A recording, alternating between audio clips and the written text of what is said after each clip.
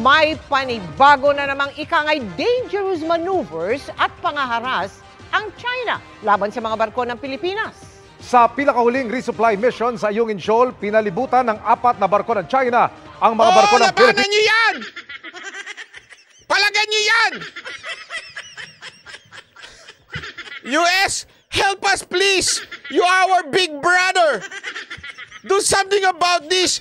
China is bullying us! How come? Please! Coast Guard. Ang China sinasabing nanghihimasok lang ang... No to China! China is being bullied! We love the Philippines and America! We are big brothers in the house! Pilipinas sa kanilang teritoryo. Nakatutok si Chino Gaston.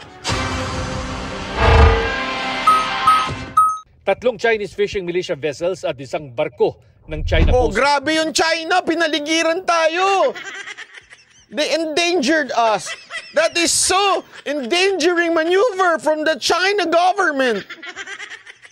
Guard ang pumalibot sa barko ng Philippine Coast Guard sa pinakahuling resupply mission sa Ayungin Shoal sa loob ng EEZ ng Pilipinas. Ang barkong nasa gitna na napapaligiran ng 4 na barko ng Grabe, China oh! ay ang BRP Cabra, nakabahagi ng resupply Buti na lang binigyan tayo ng weapon ng Amerika to defend ourselves! mission kasama ang BRP Sindangan, ang mas malaking offshore patrol vessel na BRP Melchor Aquino at resupply vessels na Onaiza May 1 at ang ML Kalayaan. Nangyari ang pangaharang malapit na sa Ayungin Shoal pasado alas 7 ng umaga kanina. This is the fault of the Duterte because he is pro-China. We love our president now because our brother is the American citizenship. Sa National Task Force on the West Philippine Sea, sa isang punto, ginamitan pa raw ng Chinese Coast Guard ng water cannon ang ML Kalayaan. Hinabol din daw ng rigid hull inflatable boats ng CCG ang Onaiza May 1. Hindi naman, Boss Randel. Ayoko lang maharang ako dyan. Tatanggap tayo ng award. Huwag naman ganun. Pag uwi na natin, kahit 10 years pa yan. Sa kabila nito, nakalusot at matagumpay pa ring nakarating ang 2 resupply ship sa BRP Sierra Madre. Kahit nasa loob ng Exclusive Economic Zone ng Pilipinas ang Ayungin Shoal, ang ginigiit ng China Coast Guard, trespassing daw ang ginawa ng resupply ships ng Pilipinas dahil pumasok sa kanila raw katubigan. No, you are trespassing. That belong to us and America. Nang walang paalam, nananawagan ng China sa Pilipinas na itigil ang panghihimasok. Nangako din silang ipagpapatuloy ang law enforcement activities para mapangalagaan ang kanilang soberenya at mga karapatan sa lugar. Ang National Task Force on the West Philippine Sea kinundin na naman ang tinawag nilang unprovoked acts of coercion at dangerous maneuvers laban sa mga barko ng Pilipinas. Naghain na raw ng protesta ang Philippine Embassy sa Chinese Foreign Ministry sa Beijing kaugnay sa nangyari. Puro protesta, we cannot do that. It's too much. They're not listening to us. We need America. Because these people are not listening to us. We need the Americans. At sa pamamagitan ng DFA, hiniling na ring paalisin ang mga Chinese vessels mula sa Ayungin Shoal. Para sa GMA Integrated News, Chino Gaston nakatutok. This ain't right, my friends.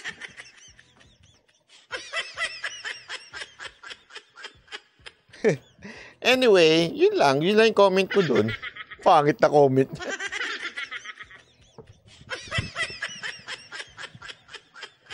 Alam mo, hindi, ito, seryoso na ito. Ang naisip ko lang talaga nung napanood ko yan, sabi ko, sige na, hindi mag-gera na. Yan naman ang gusto nyo, di ba? Gerahin, maging exaggerated ang lahat ng issue. Hindi, isipin nyo. I mean, it's really obvious na sinasakyan ito ng media na to exaggerate everything. O di sige, go. Mag-gera na. Yan ang gusto nyo, di ba? Gera na. Sige na, go. Bahala kayo. Tatakbo ko sa ibang bansa. Huwag ganun, banat bay. That's traitorship. Anong traitorship?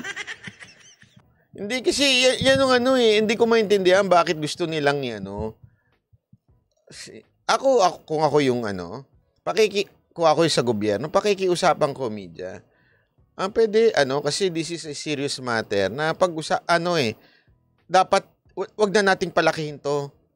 Oo, mali talaga ginagawa ng China. Kaya nga, we would approach this in a very different way.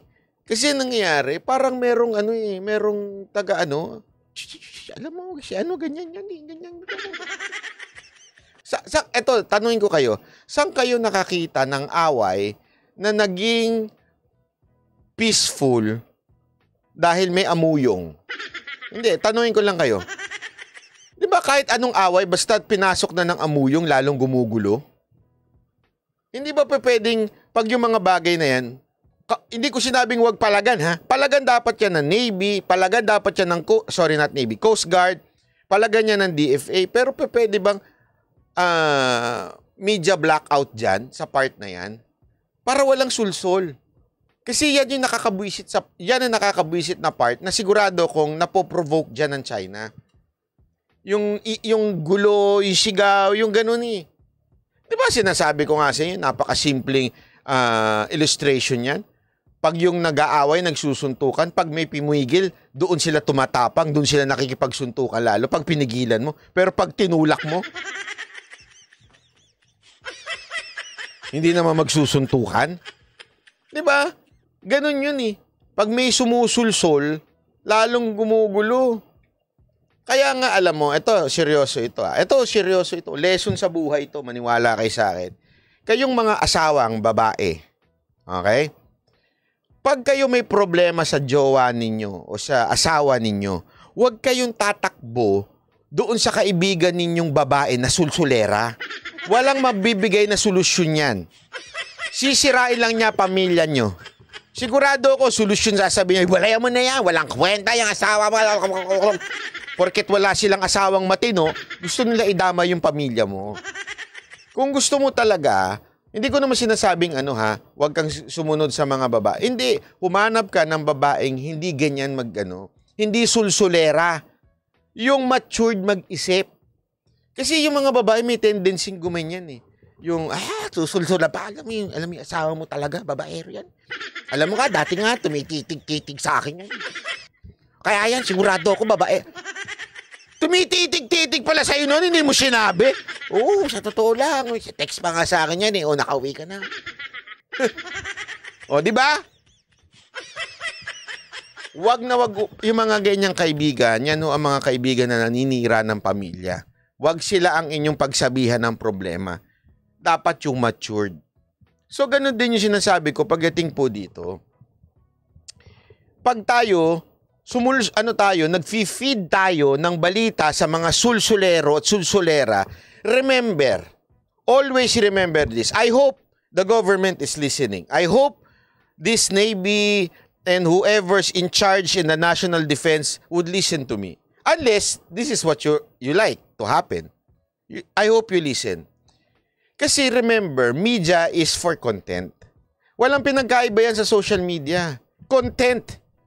And to have a content na papanuorin ng tao, they will always exaggerate things. Di ba? Sobrahan nila lagi ang balita. That's how media works.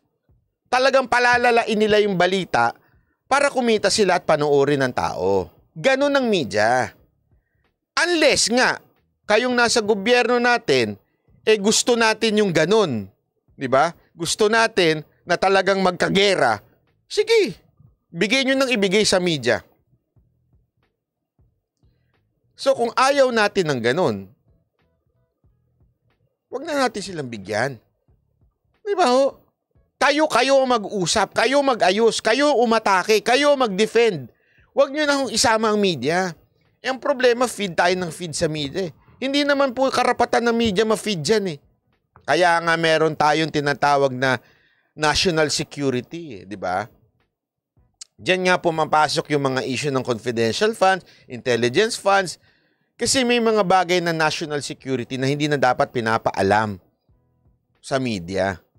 Ang problema, ganun ang ginagawa natin eh. Di ba ho? Bigay tayo ng bigay. Gusto nyo ho bang lumala? Hindi, ako nagtatanong lang ako sa gobyerno ha. Gusto nyo ho bang lumala? Kasi parang ganun ang dating. Gusto nating lumala yung sitwasyon dyan. Uulitin ko ha, hindi ko sinabing tama ang ginagawa ng China. Hindi ko rin sinabing huwag ninyong palagan ng China. Ang sinasabi ko nga, palagan ninyo China. Gawa ninyo na solusyon. Defend ninyo ang ating mga kababayan dyan. I-defend natin kung ano man yung resupply na ginagawa dyan. Do with all force. Yun dapat nyong gawin. Pero wag na po natin i-broadcast sa media. Dahil ang media, they're not responsible. Maniwala ho kayo. Kaya nga, ilang naman kasimple. Gusto nyo bang lumala o ayaw? Kung gusto nyo lumala, ibigay nyo sa media. Gusto nyo hindi lumala yan at maayos yan, huwag nyo ibigay sa media. Ganun lang kasimple.